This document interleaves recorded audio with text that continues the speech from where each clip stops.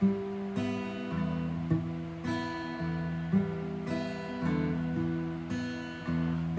down south, going down south, going down south, going down south, going down south, going down south, going down south where the chilly wind don't blow.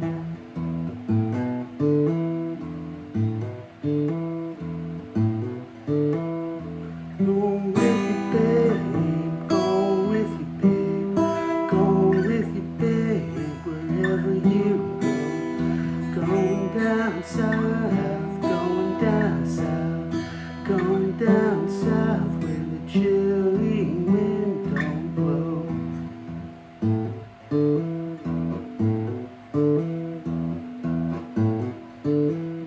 Some other man, some other man, some other man always hanging around. Some other man, some other man, some other man hanging around.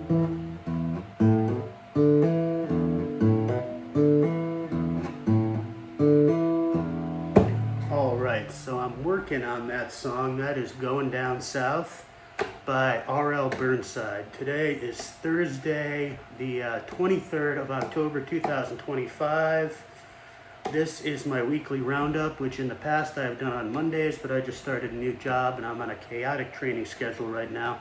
So these things kind of come out when they come out. This is the first broadcast recording I have done this week. And I'm just going to kind of bring you up to speed on where I'm at, what I'm working on, and et cetera, et cetera. Doing a lot of fingerstyle blues. I've been working on, I really like the idea of hill country blues. This is kind of a new genre for me. But hill country blues is from North Mississippi. And this is associated with artists like Mississippi Fred McDowell, R.L. Burnside. Who else do we have? R.L. Burnside, Cedric Burnside, his son, who is currently making music. We've also got Alvin Youngblood Hart, who's kind of the modern incarnation of this. We've got Robert Belfour. I think I've played the riff I've worked on from My Baby's Gone before. This is a name did I just say? Sorry, I'm spacey. The schedule is messing with me. Robert Belfour. Here we go. So that riff kind of goes like.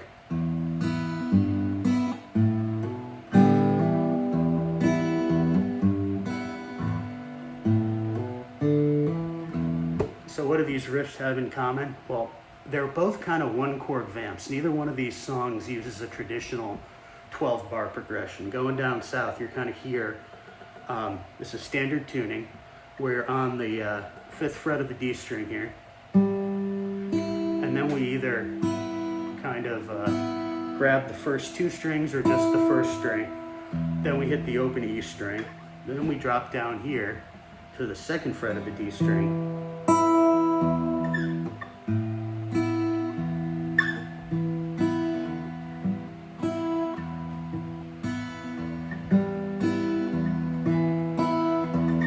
Goes back and forth a few times. It's a repetitive groove. It's kind of hypnotic.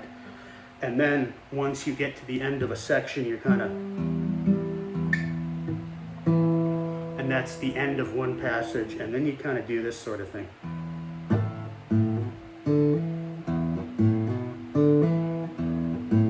And then we're back to this.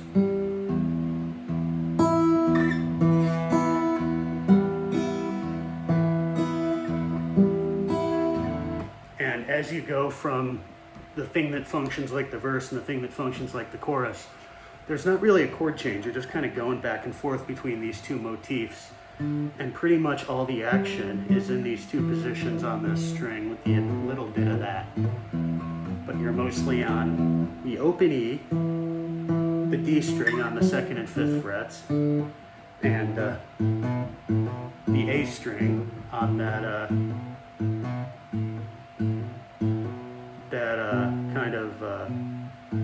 that B note there, and the open A. And the other one, My Baby's Gone, open E, bottom 2 strings, 3rd fret of E, bottom 2 strings, open A, hammer on the 2nd fret, and then this kind of like half strum of the bottom 4 strings with the hammer onto the 2nd fret of the D string. So it's kind of playing with that notion of an E octave. It's a lot like that, it's like the open tuning version of that Baby Minch drop D riff that we looked at earlier. So, characteristics of Mississippi Hill Country Blues, it's usually a 1-chord vamp. It's kind of both acoustic and electric. Like you can play some of these same riffs on an electric guitar and still get the same effect. It's very percussive. There's a lot of hitting muted strings once you get into more advanced versions of these tunes. I'm just getting myself into it, so it'll be a while before I am playing these in alternate tunings, but that's something I've been working with. All right, so in terms of my more conventional Piedmont style and Delta style blues, I've been working on Pony Blues, which is kind of a iconic Delta piece. And Pony Blues, like a lot of Delta blues, is predicated on a steady thumb bass on the low E string, kind of a 12 bar, so we end up on A for the 5th and 6th measures. We end up on a B7 once we get to the 9th measure. And a lot of our melody notes are going to be sort of up here on the 7th, 8th, and 9th frets. So there's kind of a pickup phrase that leads us in. And then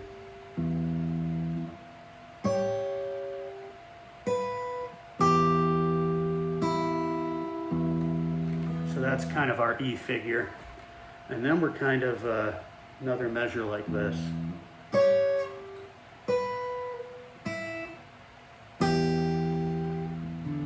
So that's as far as I really know it. That's a tune I'm working on.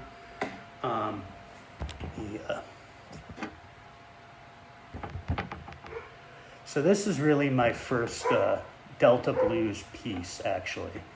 So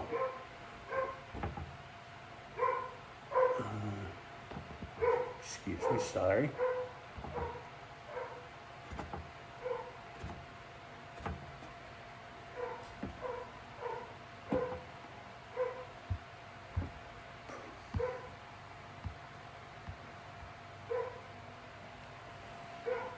So basically we're talking about a 12-bar blues in E, kind of built on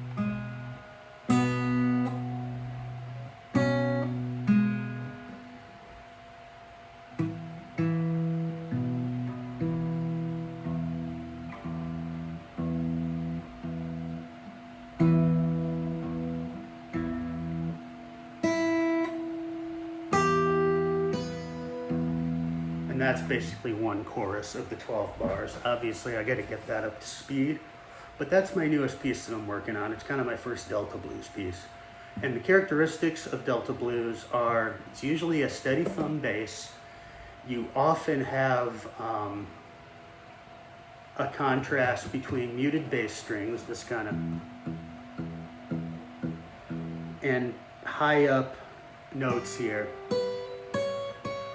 where you're pretty high on the fretboard on the highest couple of strings. And you're often hitting those with rakes. So kind of an upward stroke of these fingers as you're coming down on the bass string. So two new styles that are kind of things that I haven't really had a piece in before. We've done a little Texas blues, we've done a little Piedmont blues, but now we've got a hill country blues piece that we're working on. We've got a Delta blues piece that we're working on.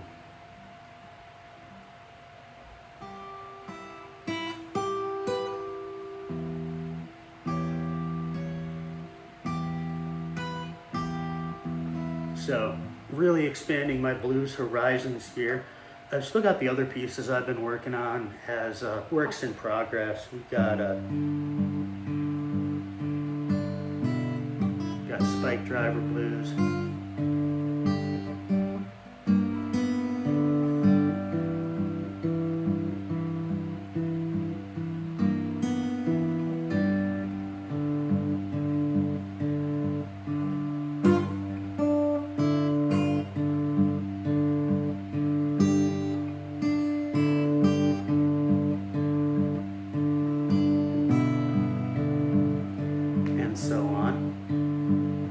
Just trying to continuously play that one at slow speed to the point that I have it under my fingers.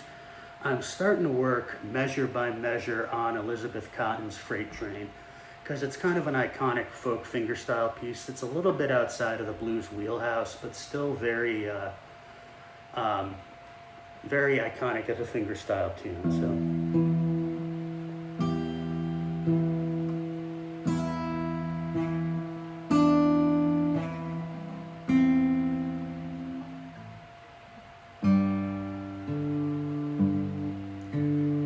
Got a long way to go on that one, but it's basically in C and G.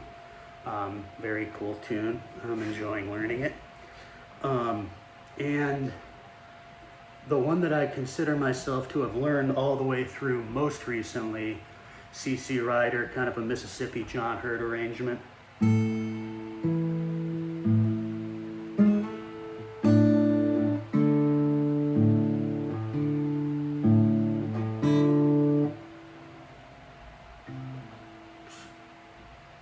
Let me start that over. I kind of forgot a piece. So.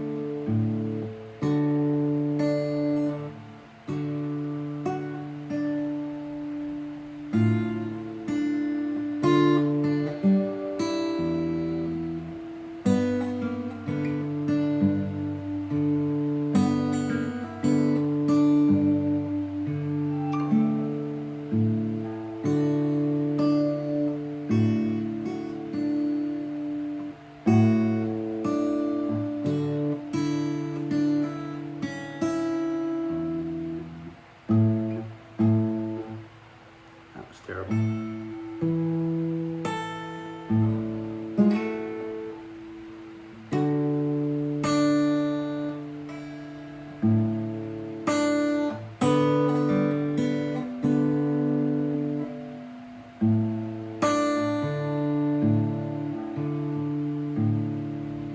That's one chorus of C.C. Ryder.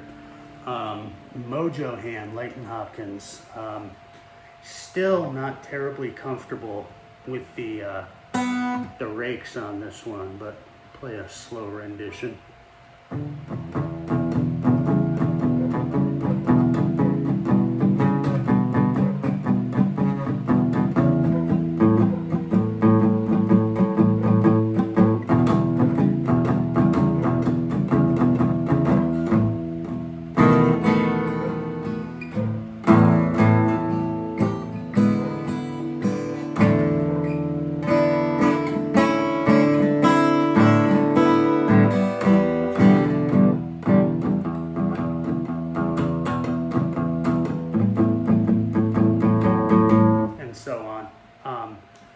still a little sloppy with those that B7 passage, so we'll keep working on that.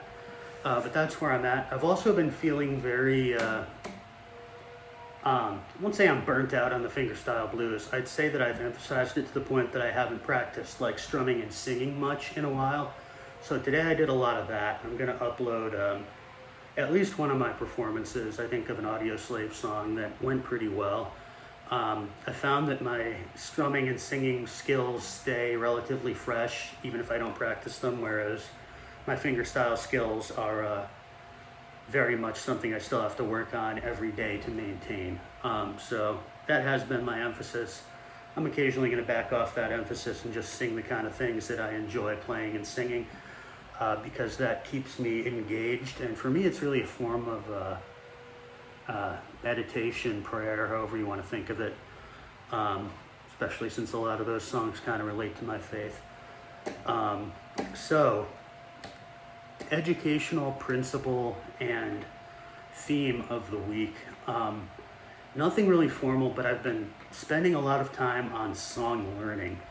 And I found there's a couple good ways to go about that. There's, for instance, if we were going to talk about pony blues, there's that whole David Hamburger, what he calls the horizontal three-step, where you just play the bass line of the song. So the first measure, second, third, fourth, fifth, sixth, seventh, 8, 9, 10, 11, 12. And the purpose of that is to embed the structure in your head. Then you practice just the melody of the song. So for this song, that's probably going to look like.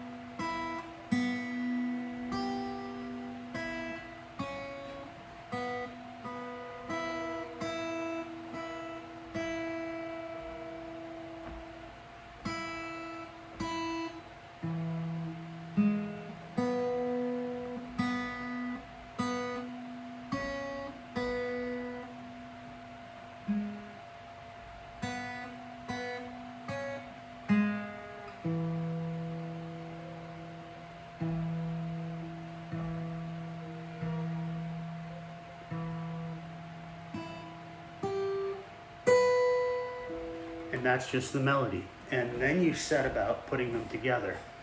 So that might look like just playing the pinches your first time through. So.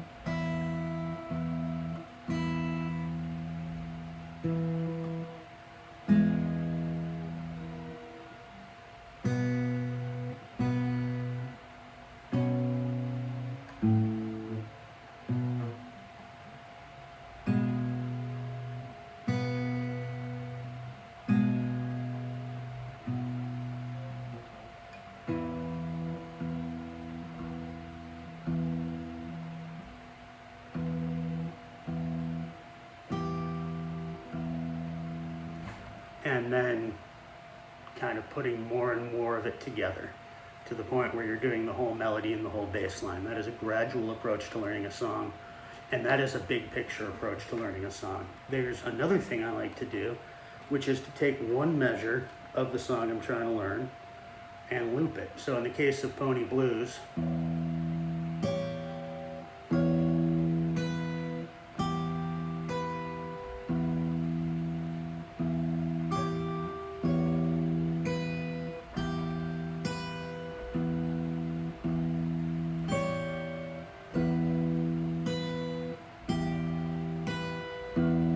just do that over and over again, and then maybe add in the next measure.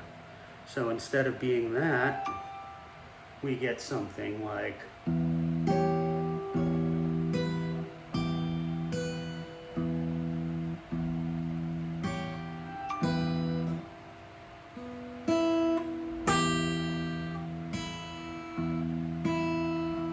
and loop those two measures and so on, and eventually work up to 4 bars looped that way, and then work on the next 4 bars and work on the transition, and you gradually build up the whole song. I kind of like the way I learned CC Rider was just play first 2 measures, then kind of loop them,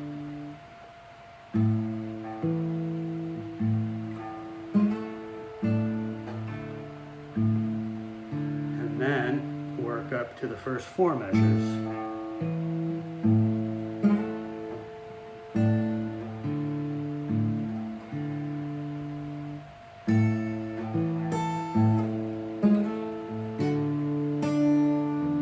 And so on. So that way you're getting better and better at the first real part of the song, and you're gradually adding more and more to the point that eventually you are playing the song with all this momentum. You're getting through 8 bars of the song that you know by heart, and then you're working on the last 4.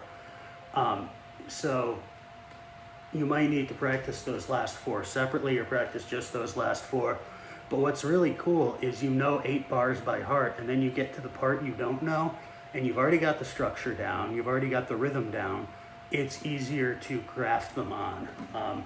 So I think it's useful to oscillate between those 2 different modes of learning a song, and that's what I've been doing.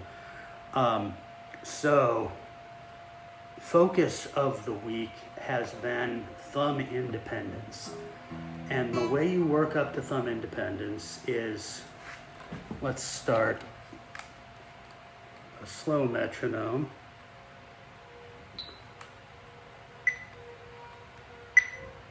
Hopefully that is audible on here. So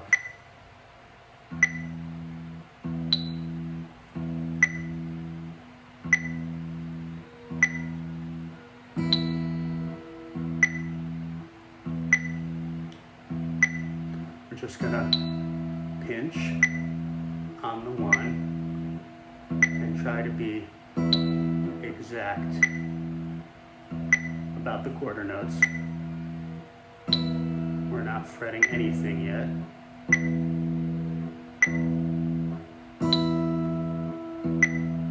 Trying to make it automatic.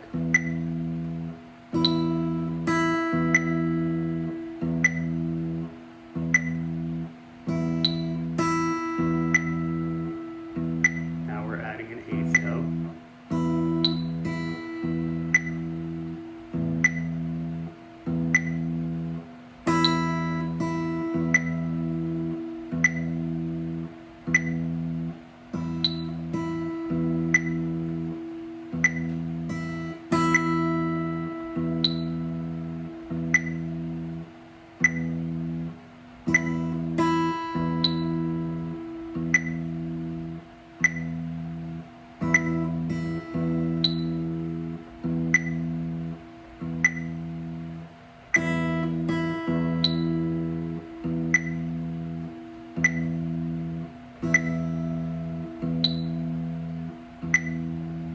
Let's put that quarter note after one end.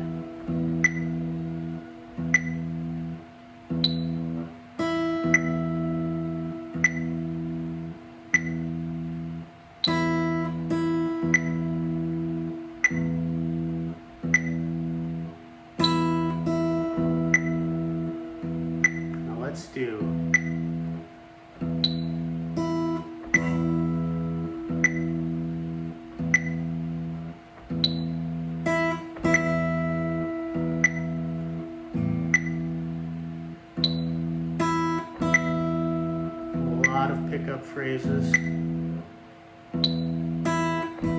Start on the 1,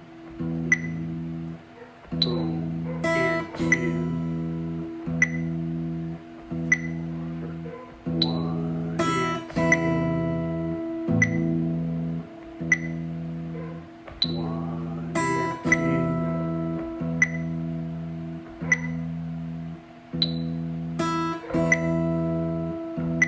And just sort of practice putting that in different places to the point where eventually you can sort of skip beats at will. You can go 1 and 2 and 3 and 4, 1 and 2 and 3 and 4, and you can just at will change the phrasing. Then you can add fretted notes and you can keep building on this.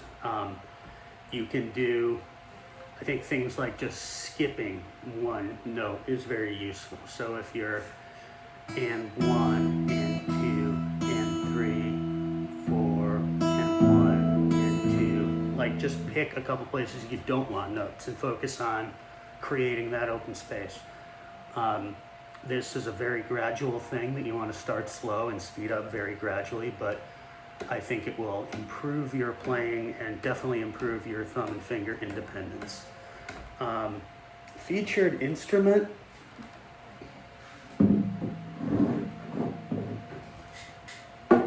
My Yamaha FS800. What I did with this is most of my guitars have 11s or 12s on them. My Gretsch right now has a 12 silk and steel, which are very slinky, very smooth. I like them. My cedar top dreadnought and my Ibanez fingerstyle guitar both have 11 gauge Martin Retro Manel strings on them, which I love for fingerstyle, but I wanted something for lower tunings that was a little beefier, for slide that was a little beefier. And this is a slightly longer scale guitar, so it seemed suitable for this. These are 13s, I believe they're DRs, but what I did is instead of a wound G string, I took the B string from another set. So these are actually the same gauge, but tuned differently. So an unwound G string is often recommended for slide. It is often recommended for that hill country sound because it's easier to kind of bend and mute. So I decided to do a lower gauge unwound G on this guitar, which makes it suitable for a lot of the stuff that I want to try that is not really Piedmont blues. So your hill country blues, your slide work, your open tunings. So this is kind of my exotic tuning guitar right now. Yeah, these are phosphor bronze. They're not 80/20. So it's got a little more of a retro sound, but not as retro as the Manel strings. Featured piece of gear. I don't know that I have one this week. I've just been trying to get all this blues under my fingers. This is a little harder to fret, but it also works for those other tunes. So